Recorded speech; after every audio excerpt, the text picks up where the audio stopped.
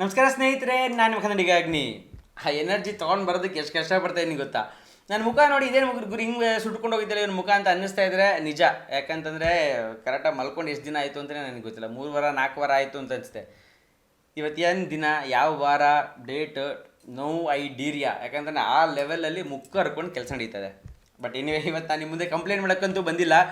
ಅಷ್ಟೊಂದು ಮುಖ ಹರ್ಕೊಂಡು ಕೆಲಸ ನಡೀತಾ ಇದೆ ಅಂತಂದರೆ ಏನೋ ಒಂದು ಕಾರಣ ಇರಲೇಬೇಕಲ್ವ. ಆ್ಯಂಡ್ ಸುಮಾರು ಸಲ ಆ ಕಾರಣ ಏನು ಖುಷಿ ಕೊಡಬೇಕು ಅಂತ ಏನಿರಲ್ಲ. ಬಟ್ ಈ ಸಲ ಆ ಕಾರಣ ಸಿಕ್ಕಾಬಿಟ್ಟನೆ ಖುಷಿ ಕೊಡುವಂಥ ಒಂದು ವಿಚಾರ. ಸೊ ಆ ಒಂದು ಖುಷಿ ವಿಚಾರನೇ ಹಂಚ್ಕೊಳ್ಳೋದಕ್ಕೆ ನಾನು ಇವತ್ತು ನಿಮ್ಮ ಮುಂದೆ ಬಂದಿರೋದು. ಸುಮಾರು ದಿನದ ಹಿಂದೆ ನಾನು ವಿಡಿಯೋ ಮಾಡಿದ್ದೆ. ಅದೇನಪ್ಪ ಅಂತಂದರೆ, ಸಿನಿಮಾ ಎಲ್ಲಿಗೆ ಬಂತು, ಎಷ್ಟು ಶೆಡ್ಯೂಲ್ ಆಯಿತು, ಇನ್ನೆಷ್ಟು ಬಾಕಿ ಇದೆ ಅಂತ. ಸೊ ಸಾಕಷ್ಟು ಜನ ಕೇಳ್ತಾ ಇದ್ರಿ, ಸಿನಿಮಾ ಮಾಡಿದ್ದು ಮುಗೀತಾ, ಎಲ್ಲಿಗೆ ಬಂತು, ಏನು ನಡೀತಾ ಇದೆ, ಪೋಸ್ಟ್ ಪ್ರೊಡಕ್ಷನ್ ಶುರುವಾಯಿತಾ ಅಂತ. ಇವತ್ತು ಆ್ಯಕ್ಚುಲಿ ನಿಮ್ಮ ಮುಂದೆ ಬಂದಿರೋದು ಅದನ್ನೆಲ್ಲ ಒಂದು 3-4 ಹೆಜ್ಜೆ ಮುಂದೆ ಹೋಗ್ಬಿಟ್ಟಿದ್ದೀವಿ, ಅದನ್ನೆಲ್ಲ ದಾಟಿ.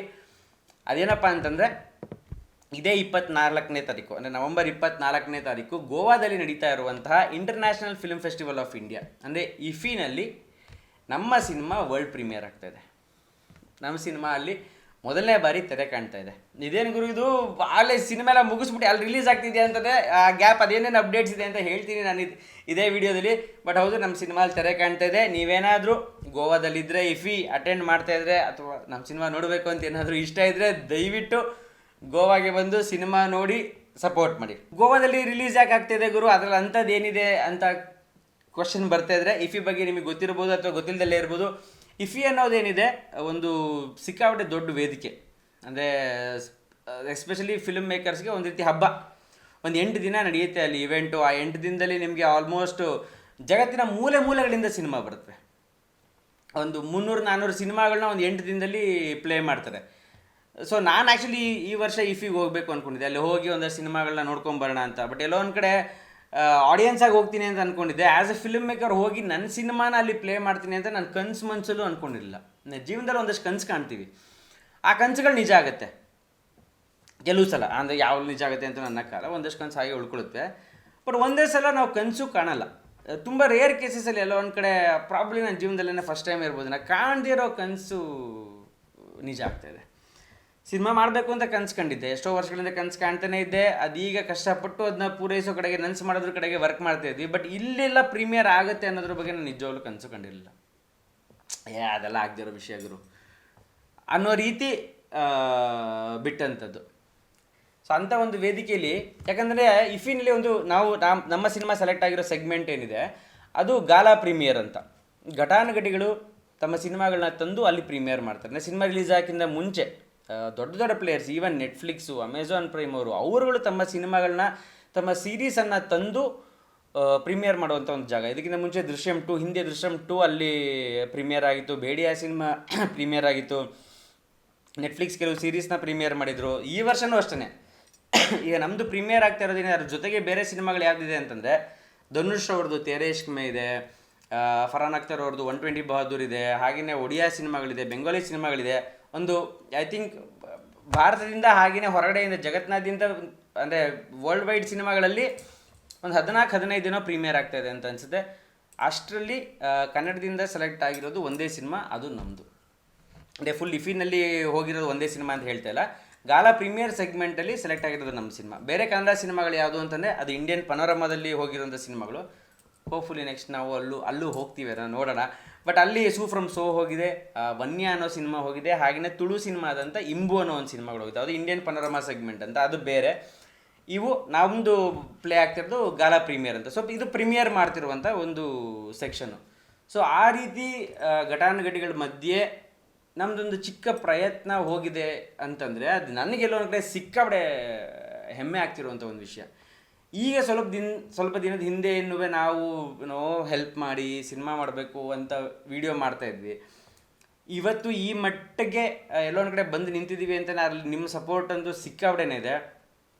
ಆ್ಯಂಡ್ ಹೇಳಿದ್ನಲ್ಲ, ಆ ಒಂದು ವೇದಿಕೆಯಲ್ಲಿ ಹೋಗಿ ಅಷ್ಟೊಂದು ಸಿನಿಮಾಗಳು, ಮೂಲೆ ಮೂಲೆಯಿಂದ ಬಂದಿರೋ ಸಿನಿಮಾಗಳ ಮಧ್ಯೆ ನಮ್ಮ ಸಿನಿಮಾ ನಿಂತಿದೆ ಅನ್ನೋದನ್ನೇ ನನಗೆ ಅಟ್ಲೀಸ್ಟ್ ತುಂಬಾ ಹೆಮ್ಮೆ ಪಡ್ತಿರುವಂಥ ಒಂದು ವಿಚಾರ. ಆ ವೇದಿಕೆನ ಹೇಳಿ ನಾನು ಹೋಗಬೇಕು ಅಂದ್ಕೊಂಡಿರೋ ಜಾಗದೇ ನಮ್ಮ ಸಿನಿಮಾ ಸೆಲೆಕ್ಟ್ ಆಗಿ ಹೋಗ್ತೀವಿ ಅನ್ನೋದೇನಿದೆ, ಸಿಕ್ಕಾಪಟ್ಟೆ ಖುಷಿ ತಂದಿದೆ. ಇನ್ನು ನ್ಯಾಚುರಲ್ ಆಗಿ ಮುಂದೆ ಒಂದು ಪ್ರಶ್ನೆ ಬರುತ್ತೆ, ಸರಿ ಗುರು ಸೆಲೆಕ್ಟ್ ಆಯಿತು, ಅಲ್ಲೇನೋ ಹೋಗ್ತಾ ಇದ್ದೀರಾ, ಬಟ್ ಅದರಲ್ಲಿ ಏನಿದೆ, ಹೋಗ್ತೀಯಾ, ಸ್ಕ್ರೀನ್ ಮಾಡ್ತೀಯಾ, ಬರ್ತೀಯಾ, ಅದರಿಂದ ಏನಾದ್ರು ಉಪಯೋಗ ಇದೆಯಾ? ಈ ಫಾರ್ ಎಕ್ಸಾಂಪಲ್ ನೀವು ಸಿನಿಮಾ ಮಾಡ್ತಾ ಇರ್ಬೋದು, ನಾಳೆ ನೀವು ಹೋಗಬೇಕೋ ಬೇಡವೋ ಅನ್ನೋ ಒಂದು ಕನ್ಫ್ಯೂಷನ್ ಇರ್ಬೋದು, ಅಪ್ಲೈ ಮಾಡಬೇಕಾ ಬೇಡವಾ ಅಂತ. ಬಟ್ ಆ ಥರ ಏನಾದ್ರು ಪ್ರಶ್ನೆ ಇದ್ದರೆ ನನಗನ್ಸೋದು, ನಾನು ಏನಕ್ಕೆ ಪರ್ಸ್ನಲಿ ಅದಕ್ಕೆ ಕಷ್ಟಪಟ್ವಿ ಅಲ್ಲಿಗೆ ಹೋಗೋದಕ್ಕೆ ಅಂತಂದರೆ, ಎಲ್ಲೋ ಒಂದು ಕಡೆ ವಿಸಿಬಿಲಿಟಿ ಅನ್ನೋದು ಬೇಕು. ಅಂದರೆ ನಮ್ಮ ಸಿನಿಮಾ ಈಗ ಮಾಡ್ತಾಯಿದ್ದೀವಿ, ಯಾರಿಗೋ ಒಂದಷ್ಟು ಜನಕ್ಕೆ ತೋರಿಸ್ಬೇಕಲ್ವಾ. ಈಗ ಇಲ್ಲಿ ನಾವು ಕೂತಿದ್ರೆ ಈಗ ನಾವು ಸಿನಿಮಾ ಮಾಡಿದ್ದೀವಿ, ಈಗ ನಾನೇನಾದ್ರು OTTಗೆ ತೊಗೋಬೇಕು, ಟಿ ವಿಗೆ ತೊಗೊಂಡು ಹೋಗಬೇಕು ಅಂತಂದರೆ ಅದಕ್ಕೇನು ಅವೆನ್ಯೂಗಳೇ ಇಲ್ಲ ಇಲ್ಲಿ. ಈಗ ಆಲ್ರೆಡಿ ಹೊಸಬ್ರು ಸಿನಿಮಾ ಅಂತಂದರೆ ಯಾರು ತೊಗೊಳಲ್ಲ ಕಣ್ರಿ, ಯಾರು ಮೂಸ್ ನೋಡಲ್ಲ ಕಣ್ರಿ, ಈ ಒಂದು ಆ್ಯಟಿಟ್ಯೂಡಲ್ಲೇ ಇದೆ. ಈಗ ಒಂದು ಫಿಲ್ಮ್ ಫೆಸ್ಟಿವಲ್ ಅಂತ ಹೋದಾಗ ಈಗ ಅಲ್ಲೇ ತೊಗೊಳ್ಳಿ, ಈಗ ನೆಟ್ಫ್ಲಿಕ್ಸ್ ಅವ್ರ ಒಂಥರ ಅಫಿಷಿಯಲ್ ಪಾರ್ಟ್ನರ್ಸ್, ಅವರೇನೋ ಸಿನಿಮಾಗಳು ಅವ್ರದ್ದು ಇದು ಬಂದಿರುತ್ತೆ. ನಾನು ಹೇಳಿದೆ ಅಮೆಝಾನ್ ಪ್ರೈಮ್ ಅವ್ರು ತಮ್ಮ ಸಿನಿಮಾನ ಅಲ್ಲಿ ಪ್ರೀಮಿಯರ್ ಮಾಡ್ತಾರೆ ಅಂತ. ಸೊ ನಿಮ್ಗೆ ಆ್ಯಸ್ ಸಚ್ OTT ಪ್ಲೇಯರ್ಸ್ ಇರ್ಬೋದು, ಟಿ ವಿ ಪ್ಲೇಯರ್ಸ್ ಇರ್ಬೋದು, ನಿಮಗೆ ಡಿಸ್ಟ್ರಿಬ್ಯೂಟರ್ಸ್ ಇರ್ಬೋದು, ಸಾಕಷ್ಟು ಜನ ಅಲ್ಲಿ ಬಂದಿರ್ತಾರೆ. ಈ ಪ್ರೀಮಿಯರ್ ಜೊತೆಗೆ ಅಂದರೆ ಗಾಲಾ ಪ್ರೀಮಿಯರ್ಸು ಮತ್ತು ಇಂಡಿಯನ್ ಪನೋರಮಾ ಜೊತೆಗೆ ಅಲ್ಲಿ ನ್ಯಾಷನಲ್ ಫಿಲ್ಮ್ ಬಜಾರ್ ಅಂತಲೂ ಒಂದು ನಡೀತಾ ಇರುತ್ತೆ. ಸೊ ಆ ಫಿಲ್ಮ್ ಬಜಾರಲ್ಲಿ ನಿಮಗೆ ಅದಿರೋದೇ ಸಿನಿಮಾನ ಮಾರ್ಕೆಟ್ ಮಾಡೋದಕ್ಕೆ, ಮಾರೋದಕ್ಕೆ. ಆ್ಯಕ್ಚುಲಿ ಸ್ಕ್ರಿಪ್ಟ್ ಲ್ಯಾಬ್ ಅಂತ ನಡೆಯುತ್ತೆ, ಅಲ್ಲಿ ನೀವು ಸ್ಕ್ರಿಪ್ಟ್ನ ತೊಗೊಂಡೋಗಿ ಪ್ರೊಡ್ಯೂಸರ್ಸ್ನ ಹುಡುಕ್ಬೋದು. ಆಮೇಲೆ ವ್ಯೂಯಿಂಗ್ ರೂಮ್ ಅಂತ ಇರುತ್ತೆ ನಿಮಗಲ್ಲಿ. ಸೊ ವ್ಯೂಯಿಂಗ್ ರೂಮ್ಗೆ ಸಿನಿಮಾ ಇನ್ನು ಈವನ್ ನಿಮ್ದು ಅರ್ಧಂಬರ್ಧ ಸಿನಿಮಾ ಆಗಿದ್ರು ಹೋಗಿ ತೋರಿಸಿ ಪ್ರೊಡಕ್ಷನ್ನ ತೊಗೋಬೋದು. ಅದಾದಮೇಲೆ ಮಾರ್ಕೆಟಿಂಗ್ ಸ್ಕ್ರೀನಿಂಗ್ ಅಂತಿರುತ್ತೆ, ನೀವು ಫುಲ್ ಫಿಲಮ್ ತೊಗೊಂಡೋಗಿ ಯಾರಿಗಾರು ಇಂಟ್ರೆಸ್ಟ್ ಇರುತ್ತಾ ಅಂತ ನೋಡ್ಬೋದು. ಆ ರೀತಿ ಸಾಕಷ್ಟು ಪ್ಲ್ಯಾಟ್ಫಾರ್ಮ್ಸ್ ಇದೆ ಅಲ್ಲಿ. ಸೊ ಅದರ ಅರ್ಥ ಏನು ಅಂತಂದರೆ, ಒಂದಷ್ಟು ಜನ ಪ್ಲೇಯರ್ಸ್ ಬಂದಿರ್ತಾರೆ, ಯಾವ್ಯಾವ ಸಿನಿಮಾಗಳು ಅಲ್ಲಿ ಬರ್ತಾ ಇವೆ ಅಂತ ಕಣ್ಣಿಡೋರಂತೂ ಇದ್ದಾರೆ ಅಂತ. ಸೊ ಹಾಗಾಗಿ ಇಲ್ಲಿ ಏನು ನಮಗೆ ದಾರಿ ಇಲ್ಲ. ಸೊ ಅಲ್ಲಿ ಹೋದರೆ ನಮ್ಮನ್ನಂತೂ ಹತ್ತಿರ ಸೇರಿಸ್ತಾ ಇಲ್ಲ, ಬಟ್ ಅವ್ರಿರೋ ಜಾಗಕ್ಕೆ ನಾವು ಹೋದರೆ ಒಂದು ಅವಕಾಶ ಇರ್ಬೋದೇನೋ ಅಂತ. ಈಗ ನಮ್ಮ ಫಿಲಮ್ ಹೋಗಿ ಅಲ್ಲಿ ಸ್ಕ್ರೀನ್ ಮಾಡ್ತೀರಾ ಅಂತಂದರೆ ನೋಡೋರು ಇರ್ತಾರೆ. ಅಲ್ಲಿ ಹೋದ ತಕ್ಷಣ ಏನೋ ಬಿಸ್ನೆಸ್ ಆಗುತ್ತೆ ಅಂತ ಹೇಳ್ತಾ ಇಲ್ಲ, ಬಟ್ ಅಟ್ಲೀಸ್ಟ್ ಒಂದು ಚಾನ್ಸ್ ಓಪನ್ ಆಗುತ್ತಲ್ಲ, ಅದು ಅಟ್ಲೀಸ್ಟ್ ಒಂದು 1% ಚಾನ್ಸ್ ಅಂತೂ ನಾವು ಕ್ರಿಯೇಟ್ ಮಾಡ್ಕೋಬೇಕು. ಇಲ್ಲಿದ್ರಂತೂ ಆಗಲ್ಲ ಅಂತ ಎಲ್ರಿಗೂ ಗೊತ್ತು, ಬಟ್ ಅಂದರೂ ನಾವು ಇಲ್ಲೇ ಇದ್ದೀವಿ. ಅಪ್ಪ ಹಾಕಿದ ಆಲದ ಮರ ಅಂತ ಅಂದ್ಬಿಟ್ಟು ಬರೀ ನಾವು ಥಿಯೇಟ್ರಿಗೆ ಹೋಗ್ತಾ ಇದ್ದೀವಿ. ಸೊ ಆಬ್ವಿಯಸ್ಲಿ ಅಲ್ಲೆಲ್ಲ ಅಷ್ಟೊಂದು ಚಾಲೆಂಜಸ್ ಇರ್ಬೇಕಾದ್ರೆ ಮೇ ಬಿ ಅಲ್ಲಿ ಹೋದರೆ ಹೇಳಿದ್ನಲ್ಲ 1% ಚಾನ್ಸ್ ಇರ್ಬೋದೇನೋ. ಸುಮಾರು ಜನಕ್ಕೆ ಆಗಿದೆ, ಆಗಿಲ್ದಲ್ಲೇ ಇರೋರು ಇದ್ದಾರೆ. ಸೊ ಹಾಗಾಗಿನೇ ಪ್ರಶ್ನೆ ಉಪಯೋಗನ ಅಂತ. ಬಟ್ ಪ್ರಯತ್ನ ಅಂತೂ ನಾವು ಪಡಲೇಬೇಕು. ಸೊ ಅದು ಒಂದು ಥಿಂಗ್. ಎರಡನೇದೇನು ಅಂತಂದರೆ ನೆಟ್ವರ್ಕಿಂಗ್. ಆಬ್ವಿಯಸ್ಲಿ ನೀವು ಸಿನಿಮಾ ಮಾಡಿದ್ದೀರಾ, ಅಲ್ಲಿ ಹೋಗ್ತೀರಾ, ಜನರನ್ನ ಮೀಟ್ ಮಾಡ್ತೀರಾ. ಸಾಕಷ್ಟು ವಿಚಾರಗಳು ಸಿನಿಮಾ ಇಂಡಸ್ಟ್ರಿಯಲ್ಲಿ ನಡೆಯೋದೇ ನನ್ನ ಪ್ರಕಾರ ನೆಟ್ವರ್ಕಿಂಗಿಂದ. ನೀವು ನೋಡ್ತಿರ್ತಿದ್ದೇನು ಈ ಡೈರೆಕ್ಟರ್ಗೆ ಇಷ್ಟೊಂದು ಚಾನ್ಸಸ್ಗಳು ಸಿಗ್ತಿರ್ತಲ್ಲ, ಈ ಆರ್ಟಿಸ್ಟ್ ಏನು ಇಷ್ಟೊಂದು ತೊಗೋತಾ ಇರ್ತಾರಲ್ಲ. It's all about personal connect. ಈ ಸಿನಿಮಾದಲ್ಲಿ ಯಾರು ಗ್ರೇಟ್ ಆರ್ಟಿಸ್ಟ್ ಇರ್ಬೋದು, ಬಟ್ ರ್ಯಾಪೋ ಇಲ್ಲ, ಪರ್ಸ್ನಲಿ ವರ್ಕ್ ಮಾಡೋದಕ್ಕೆ ಕಂಫರ್ಟ್ ಇಲ್ಲ ಅಂತಲೇ ಸುಮಾರು ಜನ ವರ್ಕ್ ಮಾಡಲ್ಲ. ಆ್ಯಂಡ್ ಈವನ್ ನಾವು ಕಾಸ್ಟಿಂಗ್ ಅಷ್ಟೇ, ನಮಗೆ ಗೊತ್ತಿರೋರನ್ನೇ ಕಾಸ್ಟ್ ಮಾಡ್ಕೊಳ್ಳೋದು. ಯಾರು ಗೊತ್ತಿಲ್ಲದೆ ಇರೋರು ಇದು ಅಲ್ಟಿಮೇಟ್ ಆರ್ಟಿಸ್ಟ್ ಇರ್ತಾರೆ, ನಮಗೆ ಗೊತ್ತೇ ಇರಲ್ಲ ಪಾಪ ಎಕ್ಸಿಸ್ಟ್ ಆಗಿರ್ತಾರೆ ಅಂತ.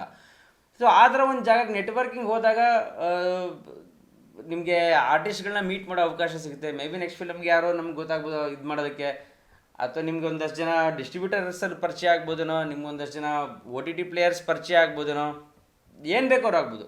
So basically it's all about networking. So ನನ್ನ ಪ್ರಕಾರ ಆ ಜಾಗಕ್ಕೆಲ್ಲ ಹೋದರೆ, ನಾನು ಇದೇ ಜಾಗದಲ್ಲಿ ಕೂತಿರೋದಲ್ಲ ದಿನ, ನಮ್ಮ ಮನೇಲಿ ಕೂತಿರೋದು ಬಿಟ್ಟರೆ ನಾನು ನೆಟ್ವರ್ಕಿಂಗೇ ಮಾಡಿಲ್ಲ ನಾನು. ಅದಕ್ಕೆ ತಾನೇ ಇಷ್ಟೊಂದು ಕಷ್ಟಪಟ್ಟಿದ್ದು ಸಿನಿಮಾ ಮಾಡೋದಕ್ಕೆ. ನಾನು ಇನ್ನು ಲೈಫಲ್ಲಿ ಇದೇ ಥರನೇ ಮಾಡ್ಕೊಂಡಂತೂ ಇರೋಕ್ಕಾಗಲ್ಲ ಅಲ್ವಾ. ಸೊ ಹಂಗಾಗಿ ಓಕೆ ನೋಡೋಣ, ಅಲ್ಲಿ ಹೋಗಿ ಯಾರು ಪರಿಚಯ ಆಗ್ಬೋದೇನೋ, ಒಂದಷ್ಟು ಏನಾದರೂ ಅವಕಾಶಗಳು ಓಪನ್ ಆಗ್ಬೋದೇನೋ. ಅಥವಾ ಈ ಸಿನಿಮಾ ನೋಡಿ ಓಕೆ ಗುಡ್, ಈ ಸಿನಿಮಾ ನಮಗೆ ವರ್ಕೌಟ್ ಆಗಲಿಲ್ಲ, ಮತ್ತು ಈ ಜಾನರಲ್ಲಿ ಸಿನಿಮಾ ಇದೆ ಅಂತ ಯಾರಾದರೂ ಕೇಳಬಹುದೇನೋ, ತುಂಬಾ ಆಗಬಹುದೇನೋ ಅಂತ. ಬಟ್ ಈಗ ಪ್ರಯತ್ನ ಪಡಬೇಕು. ಸೊ ಆ ಕಾರಣಕ್ಕೇ ಅಲ್ಲಿ ಹೋಗ್ತಾ ಇರೋದು. ಸೊ ತುಂಬ ಜನನೂ ಆ ಕಾರಣಕ್ಕೇ ಅಲ್ಲಿ ಬರೋದು. ಅಲ್ಲಿ ಫಿಲಮ್ ಬಜಾರ್ ಇರೋದೇ ಸ್ಕ್ರಿಪ್ಟ್ ತೊಗೊಂಬನ್ನಿ, ನಿಮಗೆ ಸೂಟ್ ಆಗುವಂಥವ್ರು ಯಾರು ಇದ್ದಾರಾ ಅಂತ ಹುಡುಕಿ ಅಂತಲೇ. ಸಿನಿಮಾ ಇರೋದು ಅದಕ್ಕೇ, ಸಿನಿಮಾನೂ ಸ್ಕ್ರೀನ್ ಮಾಡಿ ನಿಮಗೆ ಸೂಟ್ ಆಗುವಂಥವ್ರು ಇದ್ದಾರೇನೋ ಅಂತ ನೋಡೋದಕ್ಕೇ. ಸೊ ನಾವು ಪ್ರೀಮಿಯರ್ಗೆ ಹೋಗಿದ್ದು ಅದೇ ಕಾರಣಕ್ಕೇ. ಸೊ ಅಲ್ಲಿ ಹೋಗೋಣ, ಪ್ರೀಮಿಯರ್ ಮಾಡೋಣ, ಒಂದಷ್ಟು ಜನ ಯಾರೋ ಬಂದು ನೋಡ್ಬೋದು. ಇಷ್ಟ ಆದರೆ ಓಕೆ, ಇಷ್ಟ ಆಗದೆ ಹೋದ್ರೂ ಇಟ್ಸ್ ಫೈನ್ ಅಲ್ವಾ. ಆ ಒಂದು ವೇದಿಕೆಯಲ್ಲಿ ನಾವು ಬಂದಿದ್ದೀವಿ, ಪ್ಲೇ ಮಾಡಿ ಬಂದಿದ್ದೀವಿ ಅಂತಂದರೆ ಅದಕ್ಕೆ ಇಫಿಗೆ ಅಂತಲೇ ಒಂದು ರೆಸ್ಪೆಕ್ಟ್ ಇದೆ. ನಿಮ್ಮ ಸಿನಿಮಾ ಇಂಡಿಯನ್ ಪನೋರಮಗೆ ಸೆಲೆಕ್ಟ್ ಆಯಿತು ಅಂತಂದರೆ ಒಂದು ರೆಸ್ಪೆಕ್ಟ್ ಇದೆ. ಅಲ್ಲಿಗೆ ನಾವು ಪ್ರೀಮಿಯರಿಗೆ ಸೆಲೆಕ್ಟ್ ಆಯಿತು ಅಂತಂದರೆ ಅಟ್ಲೀಸ್ಟ್ ನನ್ನ ಪ್ರಕಾರ ಒಂದು ಅದಕ್ಕೊಂದು ಇದಿದೆ. ಓಕೆ ಗುರು, ಒಂದು ಯಾವುದೊಂದು ಫಿಲ್ಮ್ ಫೆಸ್ಟಿವಲ್ ಸೆಲೆಕ್ಟ್ ಆಯ್ತು, ಈಗ ನಾಳೆ ಹೋಗ್ತಾ ಅಲ್ಲೇನೋ ಆಗಲಿಲ್ಲ ಅಂತ ಅಂದ್ಕೊಂಡು ಬೇರೆ ಕಡೆಗೆ ಹೋದರೂ ನಾವು ಇಲ್ಲ ಗುರು, ನೆಕ್ಸ್ಟ್ ಅದು ಬಿಟ್ಟು ಆಚೆ ಬಂದು ಎಲ್ಲರೂ ಸಿನಿಮಾ ಮಾರ್ಕೆಟ್ ಮಾಡೋಕ್ಕೆ ಹೋದ್ರು, ಓಕೆ ಗುರು ಏನಾಯಿತು ನಿಮ್ಮ ಸಿನಿಮಾದು ಅಂತಂದರೆ ಓಕೆ ಸಿನಿಮಾ ಮಾಡಿ ಇಟ್ಟಿದ್ದೀವಿ ಅಂತ ಅನ್ನೋದ್ರ ಜೊತೆಗೆ ಇದರ ಸೆಲೆಕ್ಟ್ ಆಯಿತು ಅಂತಂದರೆ ಒಂದು ಆ್ಯಡೆಡ್ ಬೆನಿಫಿಟ್ ಇರ್ಬೋದಲ್ಲ 1%. ಇಫಿ ಅಂತಲ್ಲ, ಯಾವುದೇ ಫಿಲ್ಮ್ ಫೆಸ್ಟಿವಲ್ ತೊಗೊಳ್ಳಿ, ಫಾರ್ ದ್ಯಾಟ್ ಮ್ಯಾಟರ್ 1000 ಫಿಲ್ಮ್ ಫೆಸ್ಟಿವಲ್ಗಳಿದೆ. ಆ ಫಿಲ್ಮ್ ಫೆಸ್ಟಿವಲ್ ಹೋಗಿ ಬಂದು ನೀವು ಲಾರಲ್ ಹಾಕೊಳ್ಳೋದ್ರಲ್ಲಿ ಒಂದು ಹೆಮ್ಮೆ ಇದೆ ಅಲ್ವಾ. ಎಷ್ಟೋ ಸಿನಿಮಾಗಳ ಮಧ್ಯೆ ನಮ್ಗೆ ಸೆಲೆಕ್ಟ್ ಆಯಿತು, ನೋಡ್ತಾ ಇರೋರಿಗೂ ಒಂಚೂರು ಓಕೆ ಹೌದಾ ಸೆಲೆಕ್ಟ್ ಆಯ್ತಾ ಅದೇನಿತ್ತು ನೋಡೋಣ ಬಾ ಅನ್ನೋ ಒಂದು ಫೀಲ್ ಬರ್ಬೋದು. ಅಥವಾ ನೀವು ಎರಡನೇ ಸಿನಿಮಾ ಮಾಡೋದಕ್ಕೆ ಹೋಗ್ತೀರಾ, ಓಕೆ ಮೊದಲನೇ ಸಿನಿಮಾದಲ್ಲಿ ಏನು ಕಿತ್ತಾಕಿದ್ದೆ ಗುರು ನೀನು ಅಂದರೆ ಬಾಕ್ಸ್ ಆಫೀಸಲ್ಲಿ ನಂಬರ್ಸ್ ಇದ್ದರೆ ಸೂಪರ್, ಬಾಕ್ಸ್ ಆಫೀಸಲ್ಲಿ ಗೆದ್ದೆ ಗುರು ನಾವು ಅಂತ ಅನ್ಕೋಬೋದು. ಅದ್ರ ಜೊತೆಗೆ ಈಗ ನೀವು ಫಾರ್ ಎಕ್ಸಾಂಪಲ್ ನೀವು ಮಾಡೋದೇ ಒಂದು, ನೀವು ಕಮರ್ಷಿಯಲ್ ಸಿನಿಮಾ ಮಾಡ್ತಿಲ್ಲ ಅಂತ ಇಟ್ಕೊಳ್ಳಿ, out and out commercial cinema ಮಾಡ್ತಿಲ್ಲ, ನೀವು ಮಾಡ್ತಿರೋದೊಂದು ಕಂಟೆಂಟ್ ಓರಿಯೆಂಟೆಡ್, ಒಂದು ಮೆಸೇಜ್ ಓರಿಯೆಂಟೆಡ್ ಸಿನಿಮಾ ಮಾಡ್ತೀರಾ ಅಂತ ಇಟ್ಕೊಳ್ಳಿ, ಯಾವಾಗಲೂ ಬಾಕ್ಸ್ ಆಫೀಸ್ ಫುಲ್ಲೇ ಇರಬೇಕು ಅಂತೇನಿಲ್ಲ, ಬಟ್ ಸ್ಟಿಲ್ ನೀವು ನೋಟಿಸ್ ಆಗಬೇಕು ಆ್ಯಸ್ ಎ ಡೈರೆಕ್ಟರ್ ಅಂತಂದರೆ ದಿಸ್ ಈಸ್ ಪ್ಯಾರಲಲ್ ಸಿನಿಮಾ ಅಂತ. ಈಗ ಹಾಲಿವುಡಲ್ಲೆಲ್ಲ ತುಂಬ ಸ್ಟ್ರಾಂಗ್ ಆಗಿದೆ, ಅಂದರೆ ಬಾಕ್ಸ್ ಆಫೀಸ್ ಸಿನಿಮಾಗಳೇ ಬೇರೆ, ಮೈನ್ ಸ್ಟ್ರೀಮ್ ಸಿನಿಮಾಗಳು, ಫೆಸ್ಟಿವಲ್ ಸರ್ಕ್ಯೂಟ್ಗೆ ಬೇರೆ ಸಿನಿಮಾಗಳಿರುತ್ತೆ. ಆ್ಯಂಡ್ ಇನ್ಫ್ಯಾಕ್ಟ್ ಆ್ಯಕ್ಚುಲಿ ಫೆಸ್ಟಿವಲ್ ಸರ್ಕ್ಯೂಟಲ್ಲಿ ನೀವು ಪ್ಲೇ ಮಾಡ್ತಿದ್ದೀರ ಸಿನಿಮಾ ಅಂತಂದರೆ ಅಲ್ಲೂ ಕೂಡ ನಿಮಗೆ ದುಡ್ಡಿದೆ. ಈಗ ನಮ್ಮದು ಇದಕ್ಕೆಲ್ಲ ಏನಿಲ್ಲ, ಪ್ರೀಮಿಯರ್ಗಿಲ್ಲ, ಬಟ್ ಆ್ಯಕ್ಚುಲಿ ನಿಮ್ಮ ಸಿನಿಮಾ ಏನಾದ್ರು ಇಂಡಿಯನ್ ಪನೋರಮಾಗೆ ಏನಾದ್ರು ಸೆಲೆಕ್ಟ್ ಆದರೆ ಲಕ್ಷಾಂತರ ರೂಪಾಯಿ ದುಡ್ಡಿದೆ.